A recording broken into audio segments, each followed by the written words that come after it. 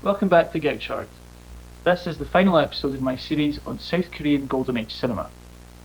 If you'd like to check out previous episodes, click the link up top. This episode begins in 1967 and goes all the way up to 1975. In that time, film production in South Korea hit an all-time high before plummeting to an all-time low. From 229 films in 1969 to only 75 films 6 years later. That's a big drop. What caused it? Well, as ever in this series, the reasons are as much economic and political as they are cultural. A key factor was President Park Chung-hee's industrial push in the late 1960s, which led in turn to the authoritarian Yusin Declaration of 1972. We'll look at the effect that had on South Korean cinema later in the episode, but to start with, let's explore the period in the run-up to that.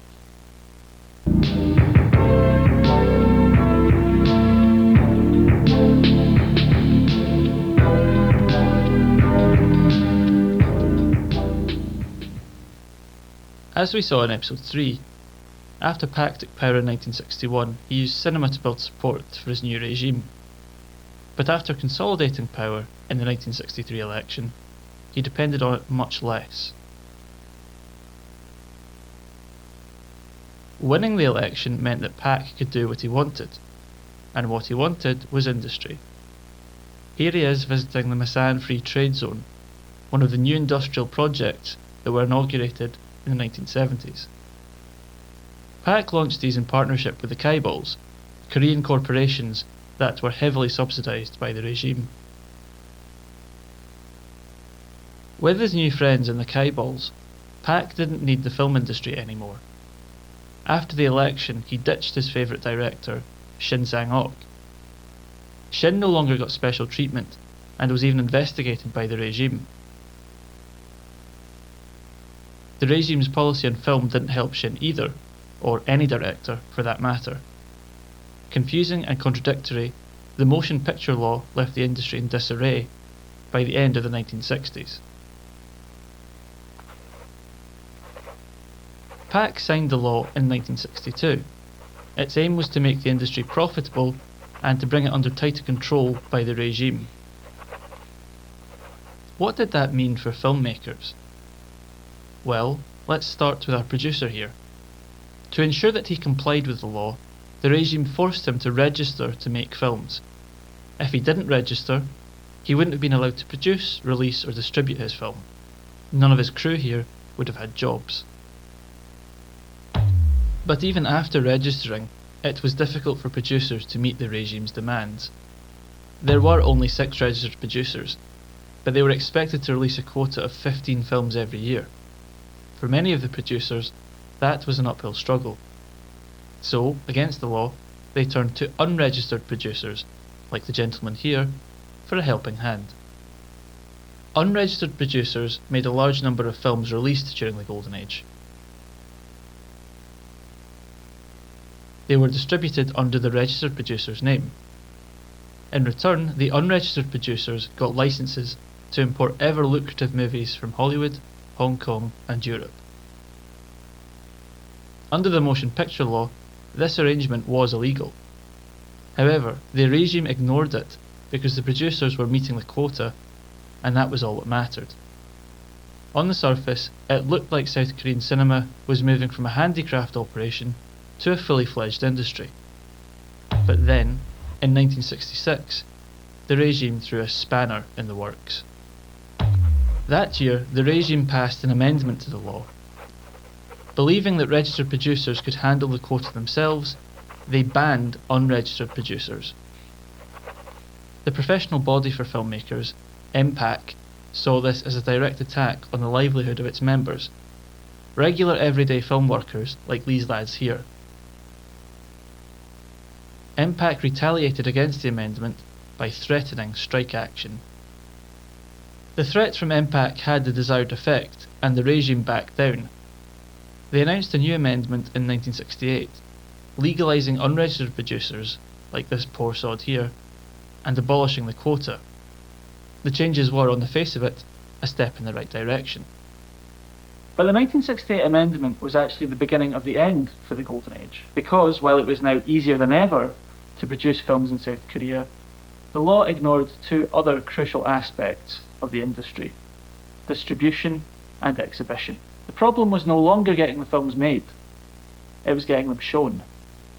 Let's look at distribution first. As Shin Sang-ok recounted, each region of South Korea got one print of a film. That's one print, shared between dozens and dozens of cinema owners across a whole region. Compared to the production side of the industry, the distribution circuit was undeveloped. It wasn't like today, when a big film comes out at the same time across thousands of screens and makes a huge profit in a day or two. No, back in the 1960s, it could take weeks and weeks for a film to gross its budget back. There it goes, from cinema to cinema, on a courier's motorbike. Not the most efficient system. And that was before the 1968 changes to the motion picture law, and the sharp increase in film production that occurred as a result of that. From 172 films in 1967, the figure went up to 229 in 1969, which led to a huge backlog in the distribution circuit. Some films weren't released for a year, others weren't released at all. The other problem was in the exhibition network, that is, in the cinemas themselves. Now, it was perfectly possible for a film to draw this size of crowd. However, it probably wouldn't have been a domestically produced film they were watching. The economics of it was that the cinema owners were also the majority investors in film production. But because of the inefficient distribution network, it might take weeks or even months for a South Korean film to turn a profit, if at all. So to stay in business, the cinema owners ended up showing more foreign films, 70 in 1968 for example. And those 70 foreign films usually made more money than any of the homegrown ones. That was for the simple reason that audiences preferred foreign films, since they had generally better production values than the South Korean ones. So for a cinema owner looking to turn a profit, foreign films were the safer bet. So South Korean audiences flocked to international blockbusters like the James Bond franchise. But the more foreign films that were shown in cinemas, the less space there was for South Korean ones. And the more that foreign films turned a profit, the less money the cinema owners invested in South Korean ones. And the less money that was invested in South Korean films, the worse they looked compared to the foreign ones. And the worse the South Korean films looked, the more popular the foreign ones became. It was a vicious cycle, and by the turn of the 1970s, what started as a problem in distribution had worked its way through exhibition and into film production. Things were spiralling out of control, but what could the PAC regime have done instead? Well, whenever the South Koreans talked about building up their film industry, they always looked to Hollywood as a model, and Hollywood's use of vertical integration was surely the obvious answer to their troubles.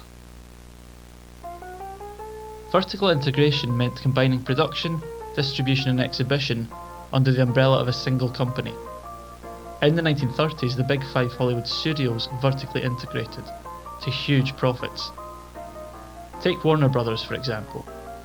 Because they controlled their own cinemas, they had a ready market for all the films they produced. That eliminated risk and ensured a steady income. It also centralised control of the industry in the hands of a few bosses, which had the unfortunate, but also intentional effect of stifling creativity. That aside, if the goal in South Korea was to build a profitable film industry, then vertical integration was probably the only way the regime could have achieved that. Now that goal was certainly in the minds of some of the producers, like Shin Sang-ok.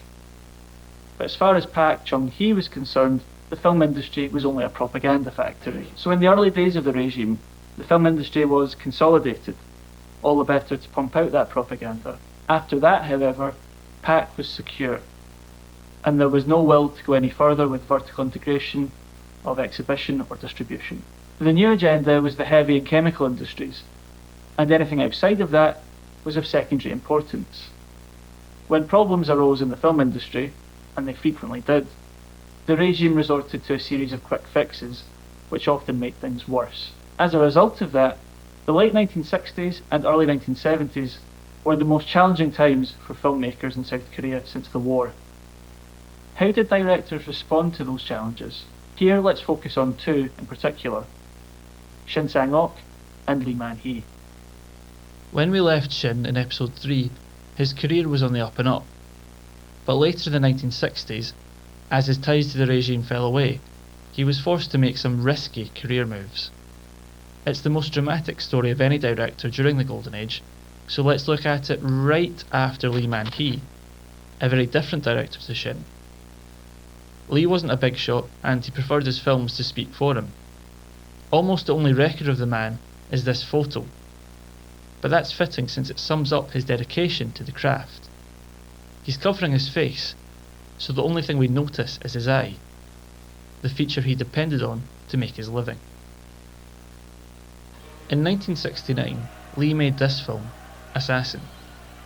Watching it, we can see how he dealt with some of the challenges in South Korean cinema. Now, based on this opening scene, you might think Assassin will be a political film. It's set in 1947, in the middle of the struggle over Korea's future. We're at a rally of the Workers' Party, which was a real-life communist organisation in the southern part of the country. But it's worth bearing in mind that their activities in the film are fictional. For example, the character trying to deliver a speech, the general, turns out to be a traitor to his party comrades. The rest of the film is about their plot to assassinate him. But in real life, the biggest threat to the communists wasn't internal power struggles like this.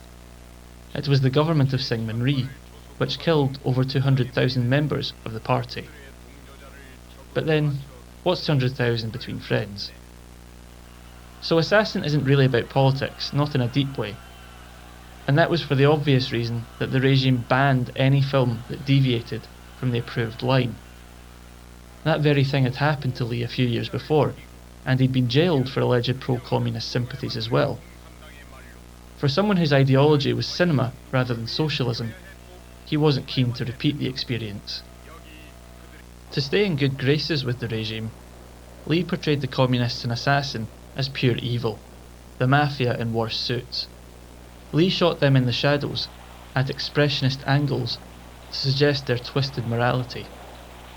It's the kind of scene familiar to us from classic Hollywood gangster movies, and it wasn't the only genre Lee borrowed from in Assassin. In fact, it's more of a genre film than a political one. The genre he borrowed from most heavily was the spy thriller, as popularised by the James Bond films. Like Bond, the assassin is a professional who views the world with a certain cynicism. Lee also borrowed from the action sequences of the Bond films.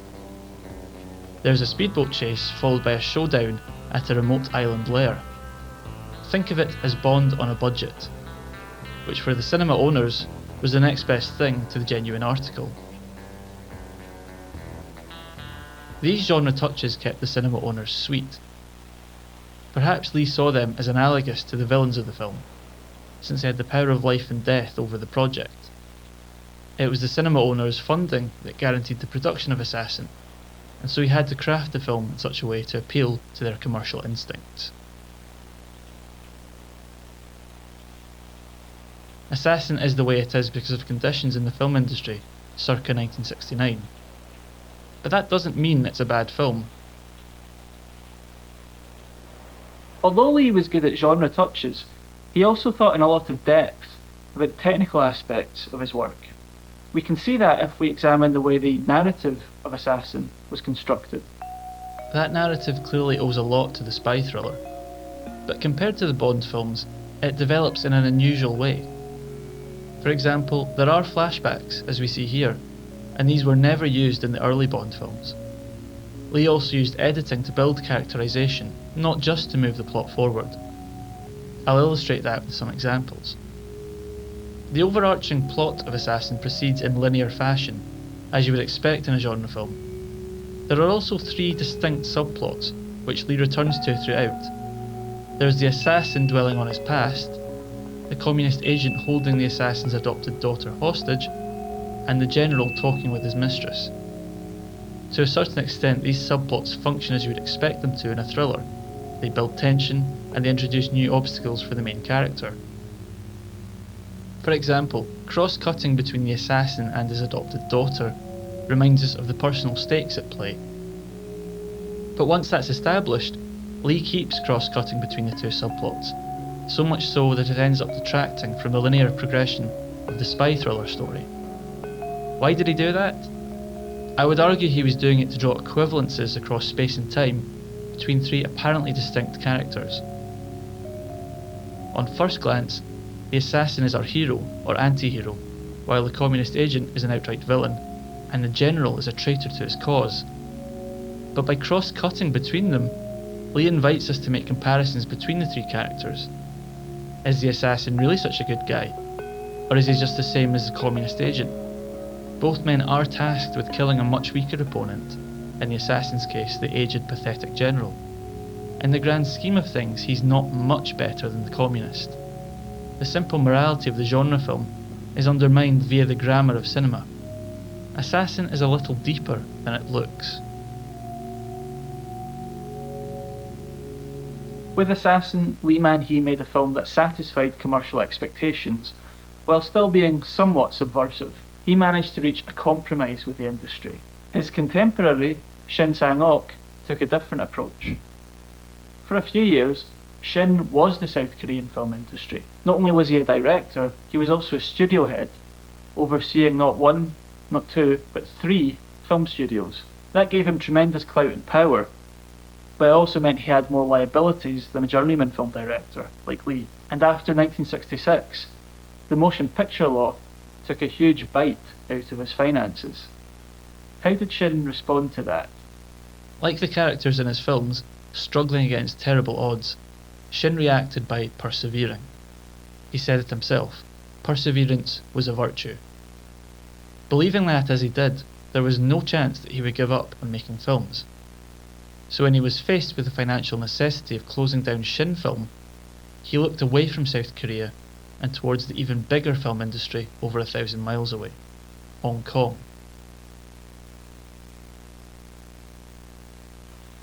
Shin's Hong Kong ties went back to the early 1960s. This film, The Goddess of Mercy, was one of many that he produced with the Shaw brothers. The Shaws, based in Hong Kong, ran the biggest film studio in Asia. What they didn't have in Hong Kong, however, were the rural locations for their historical epics. Shin, in South Korea, gave them access to such locations.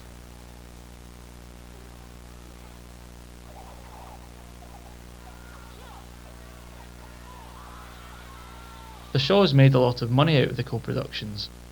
With their lavish budgets, the films were popular with the Chinese diaspora across Asia.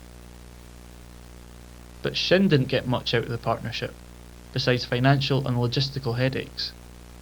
South Korean films usually took a month to complete, but some of these co-productions with the Shaws were taking far longer, up to 6 months in fact.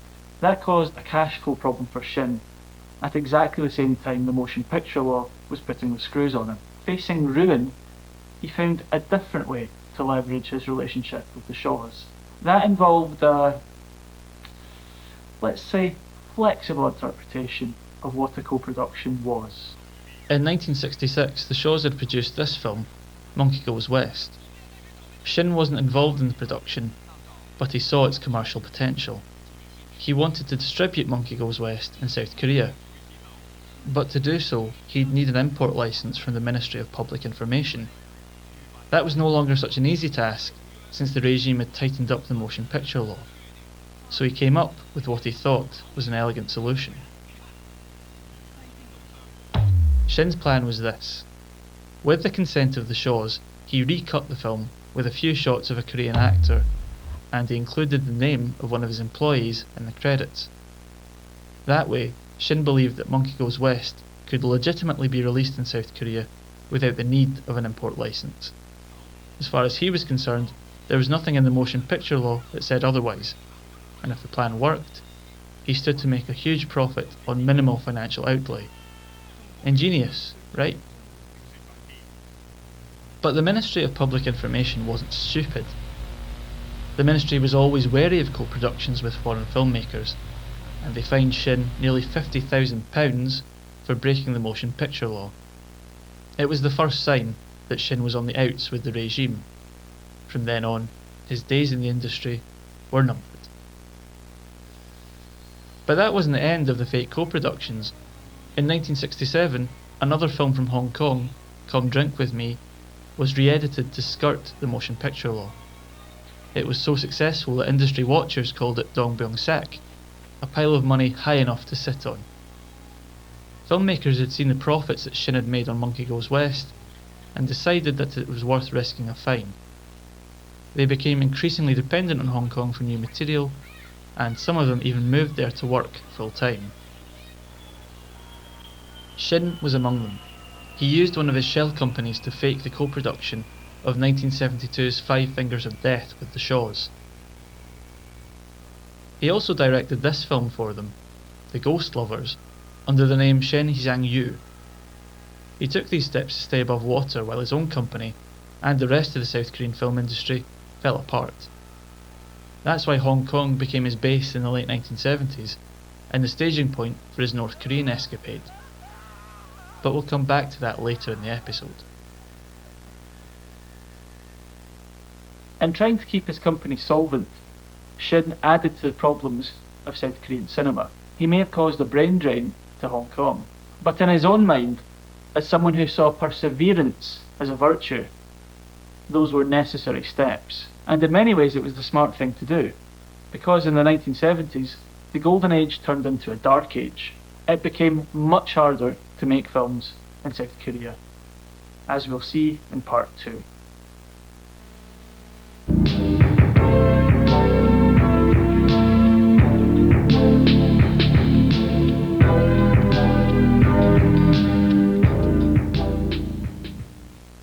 In winter 1972, Pak called a vote on his proposed Constitution of the Fourth Republic of Korea, aka the Yushin Constitution.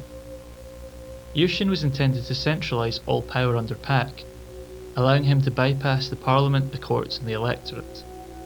Here he is casting his own vote. Total control had been Pak's goal since the 1960s, so he didn't leave anything to chance. With the help of the Korean CIA, Yushin won by 92% on a 91% turnout, and the referendum was immediately followed by a presidential election, which Pak won unopposed. To all intents and purposes, Pak was now president for life, backed by trusted businessmen and soldiers. He pushed for the ever more rapid industrialisation of South Korea, which came at the expense of workers' rights. Long hours and low pay were common, but the workers didn't take that lying down. In fact, they took to the streets, fighting against the army and the police throughout the last years of Pak's presidency. Amid that discontent, the film industry struggled to stay relevant. It was no longer favoured by the regime, nor could it express the discontent and struggle that was going on in the streets of South Korea. But the big reason it struggled was due to the popularity of a new and rising medium, television. In the 1970s, TV beat film as the biggest cultural medium in South Korea. By 1972, the same year as Yushin, there were 1 million TV sets in South Korean homes. By 1976, there were over 2 million. No surprise then that the film industry lost a huge chunk of its audience. From 173 million in 1969, cinema attendance fell to 65 million in 1979, a catastrophic collapse. Television alone didn't end the golden age, but it did strike the killing blow. In this part, we'll look at how filmmakers responded to the challenge of television. We'll also check back in with Shin Sang-ok and Lee Man-hee and examine the regime's final attempt to reform the film industry. Welcome to the Dark Age. Sex sold during the Dark Age. The inclusion of more sexual content in films was a response to the challenge of television. This film, Heavenly Homecoming to Stars, directed by Lee Jang-ho, is a good example. Lee couldn't compete with the immediacy of soap operas, but he could include sex, which was prohibited on TV. And sure enough, Heavenly Homecoming has lots of sex, though not much of it's pleasurable. It begins, for example, when the male lead learns that he has a venereal disease. He then meets this girl, Jong-hee, who's working as a waitress in a cocktail bar.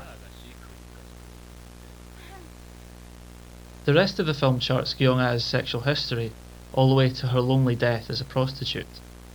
With its complicated flashback structure, Heavenly Homecoming was more than an exploitation film, but there's no doubt that sex was the main selling point. That represented something of a breakthrough given the regime's previous censorship of sexual content. For example, you may remember from episode 3 that this film, An Empty Dream, was banned, allegedly for brief nudity. The real reason was political, but concerns over pornography were the publicly stated justification. Fast forward to the 70s, however, and the regime awarded Heavenly Homecoming the prestigious status of quality film. That's quite the about-face. So why did South Korea open up about sex as Pak became more authoritarian? Isn't that a contradiction in terms? Much to think about. Could it be that there was less censorship of sex as a concession to liberals who were offended by Yushin? Or was it simply because Heavenly Homecoming's narrative had no political overtones? Whatever the reason, the regime was comfortable enough with the film to publicly endorse it. That helped it reach a mass audience. With 460,000 viewers, Heavenly Homecoming was a rare thing during the Dark Age, a homegrown blockbuster. Sex sold for other filmmakers too, and films about bar hostesses became a recognised subgenre. The adverts for this film, 1975's Young Jazz Heydays, referenced Heavenly Homecoming. Then, in 1978, a sequel to Heavenly Homecoming came out. It was a far cry from the optimism of cinema in the 1960s. Nonetheless, hostess films kept movie theatres open during the Dark Age. The director of the sequel to Heavenly Homecoming was Ha Il-jo. Ha was the most significant filmmaker of the Dark Age. He was part of the filmmaking collective Yongsan-shide, or New Visual Age in English. Along with several other directors, Ha saw the decline of the film industry as an opportunity. His films didn't compete for television's audience.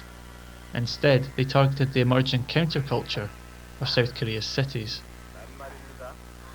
Having spent much of the 1960s studying film in Los Angeles, Ha's work was an outsider's view of South Korea. He articulated this with a style that was heavily influenced by European filmmakers. For example, his debut film The Pollen of Flowers referenced Antonioni, and his 1974 film Fidelity is reminiscent of Bergman's The Virgin Spring. Fidelity, Ha's best film, marked a change from other Yongsan-shide films. Set in the Korean countryside hundreds of years ago, it starts like a genre piece, a cross between a western and a horror. But as Fidelity goes on, the similarities between it and other Yongsan-shide films become clear. Fidelity begins when Yushin, a soldier, returns from war. He discovers that his wife and daughter have been murdered and now haunt the family home. But what starts out as a ghost story becomes something even more harrowing as we flash back to the struggle of the two women. After being assaulted and left for dead by a rival band of warriors, mother and daughter crawl through the wasteland, scouring the sand for a drop of water. It's an extraordinary sequence and an unmistakable critique of misogyny and militarism. Those two evils, ever present under Pak, were rarely discussed in other films of the time, so no surprise that the censor cut Fidelity to ribbons. Ha described the final version of the film as wrapping paper without content, and it failed to find much of an audience. But in the long run, none of that really matters. It doesn't matter because 50 years on, Fidelity stands out as the best film of the Golden Age. Both a technical tour de force and an attack on the Pak regime. No other film from this period matches its power. But at the time, Ha was stung by its failure and pursued more commercial projects as a result. When he died in 1979, many of his peers felt that his career had never lived up to his early promise. But that was only true to an extent. How could anyone do their best work with the regime breathing down their necks? The fact that Ha made Fidelity in any form is impressive. Sex and the counterculture were two answers to South Korean cinema's decline in the early 1970s. But while certain films did well at the box office, the industry remained in a terrible state. In 1973, the regime finally took action to fix that situation. They created a new organisation, the KMPPC. Among other things, the Korean Motion Picture Promotion Corporation had the power to produce films. This was a big step for the regime. In the 1960s, it interfered in film production, but never made feature films itself. Now, though, it was going to commission and fund its own projects. Given its record with the motion picture law, you might question the wisdom of that, and you'd be right to, since the KMPPC turned into a fiasco. In 1974, they greenlit a film called Wildflowers of the Battlefield, to be directed by man-hee. Wildflowers was a war film, and Lee was considered a master of the genre. Signs for the project were good, but during production it became obvious that far from helping the industry, the KMPPC was harming it. For one thing, Lee had been forced into making the film. The KMPPC had the power to hire any director or actor they liked, even if they were already working on a film.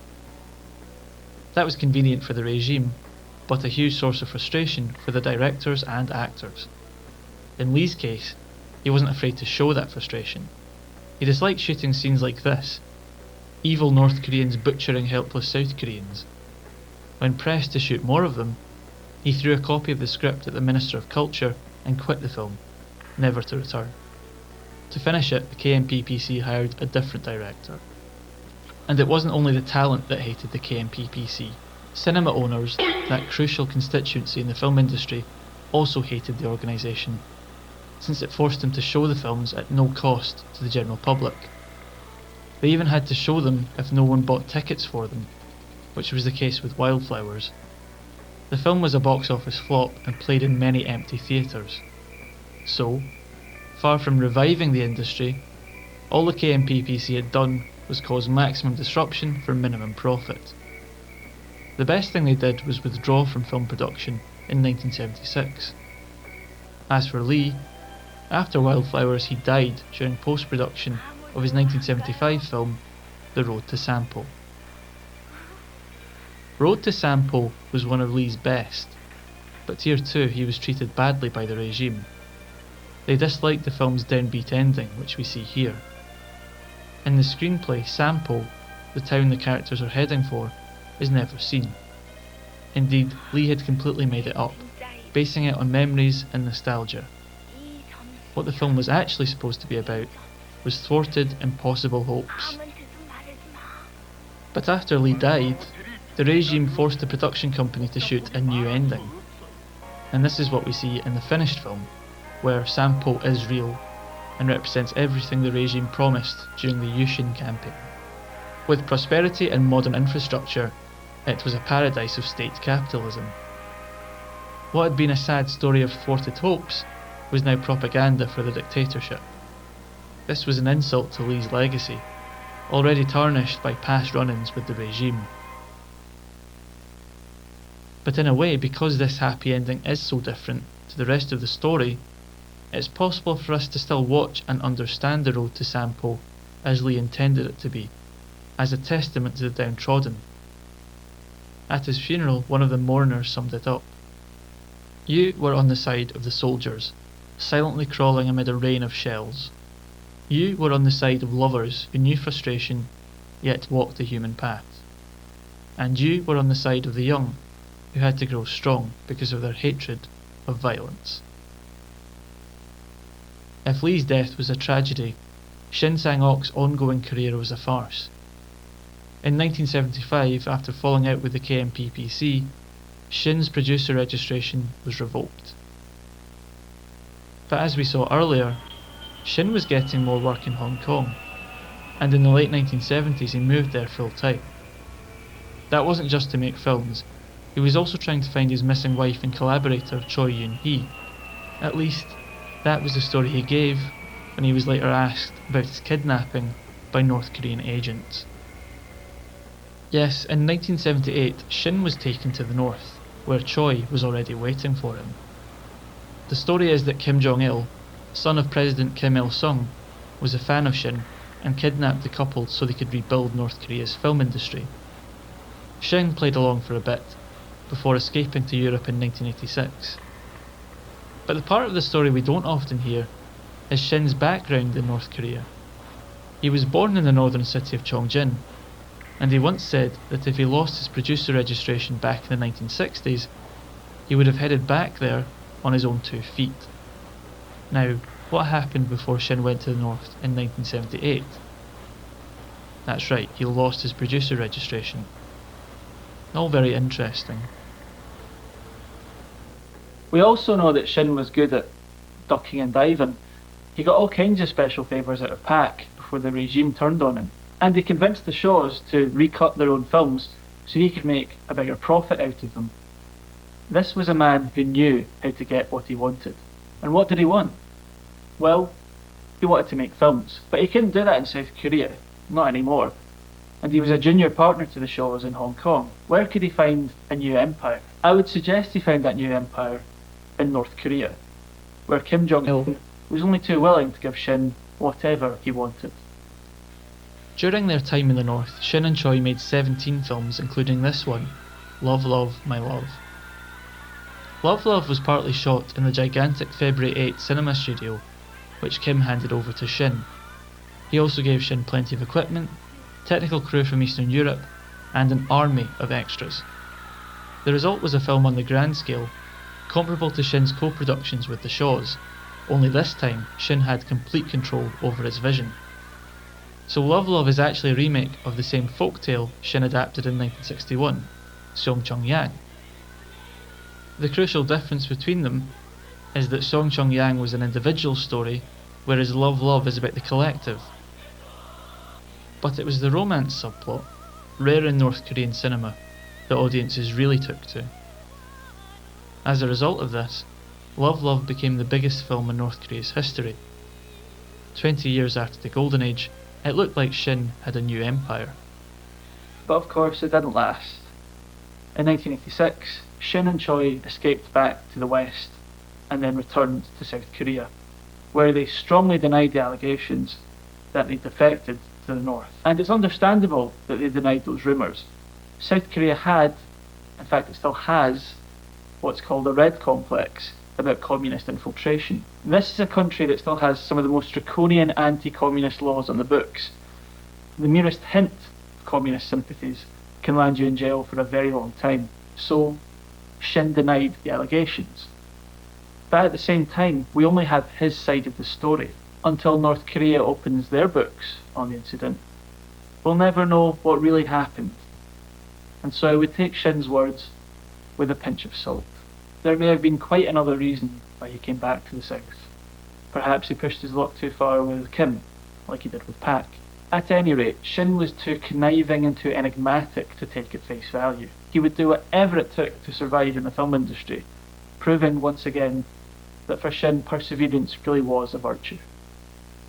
In episode 1, I made the point that the Golden Age is little known in South Korea, never mind the wider world. There are many different reasons for that. Tastes change, audiences move on, and some Golden Age films simply haven't held up that well. But there were also economic factors at play, and if we want to understand why so many classic films are no longer remembered in their country of origin, blame it on the hat makers. The heavy hand of the hat makers is evident in this scene from Shin's 1963 film Rice. Many of the extras here are wearing straw hats, which were big business in South Korea up till the 1970s. Let's take a closer look at those hats, shall we? And what's that we can see above the brim? Well, that's celluloid, the plastic used in film reels. And where do you think most of the celluloid for straw hats came from? If you guessed straw hat factories, you'd be wrong. But if you guessed film reels from Golden Age films, then you'd be 100% right. It was cheaper to cannibalise old movies than to manufacture celluloid or even import it. Good for the hat makers, but bad for cinema. It meant that 70% of South Korean films made before 1960 went missing from the archives. Now that doesn't exactly explain why so many Golden Age films are so poorly remembered today, but it does illustrate that for this regime, the economy was a priority and anything else was of secondary consideration. Take the Korean Film Archive for example. It was founded in 1974, but for the first 20 years of its existence, it was little more than a storage facility for old film reels. The thought of preserving and restoring films didn't come until the 1990s, by which time classic films like An Empty Dream only existed in severely damaged form. Neglect by successive governments was disastrous for South Korean culture. And I wonder, could that same neglect befall South Korean cinema again? It's in another golden age at the moment, but it follows that for every rise there must be a fall, right? Well, maybe, but I don't think it would happen in quite the same way. There are certainly similarities between South Korea then and now, but also big differences. One similarity is that the current president, Yoon is a right-winger who admires Park Chung-hee. Here he is visiting Park's birthplace, now a museum. But for all his authoritarian bluster, Yoon isn't much different from the previous democratic leaders of the South. He's kept the neoliberal economics and cultural soft power that have been in place since the 1990s. For the film industry, that's meant stability and success. Cinemas withstood the drop in viewing figures during COVID-19 and bounced back with an almost 50% increase in admissions during 2022. And thanks to generous government subsidies and vertical integration, the films those cinemagoers watch are more likely to be South Korean than American. That's a reversal of the trend during the Golden Age, even in its peak years. And, as became apparent when Parasite won the Best Picture Oscar, the industry has also made significant inroads into American and European culture. All things considered, the situation seems more equivalent to Hollywood in the 1910s, when American cinema was just beginning to expand its influence across the world. South Korean cinema probably won't become hegemonic in the way that Hollywood did, but even a pale shadow of that success is impressive in today's cultural context. And if it does experience a downturn, it'll be for very different reasons to the ones during the Golden Age. A combination of government neglect and misrule brought the industry to its knees in the 1970s, but that collapse allowed a new generation of South Korean filmmakers to come to prominence, and for them to make a new type of cinema. If the Golden Age has a legacy, it's that it cleared the path for the current success of South Korean cinema.